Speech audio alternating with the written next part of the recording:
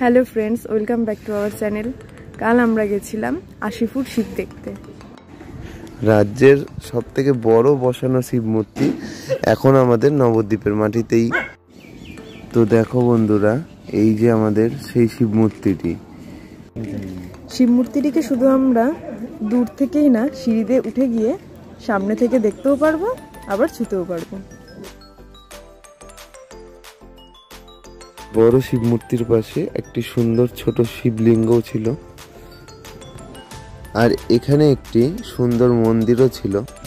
শিব মূর্তির পাশাপাশি এখানকার পুরো ভিউটাও ছিল খুবই সুন্দর। এই জায়গাটা দিনের বেলা ঠিক যতটাই সুন্দর, সন্ধ্যাবেলাও ঠিক ততটাই সুন্দর। তো আজকের ভিডিওটা এই অবধিই ছিল। তো যারা যারা এখনো দেখতে যাওনি তাড়াতাড়ি গিয়ে দেখে এসো। লোকেশন নবদ্বীপের মণিপুর ঘাট। ভিডিওটি ভালো লাগলে লাইক, কমেন্ট, শেয়ার আর চ্যানেলটিকে সাবস্ক্রাইব করে দিও। টাটা।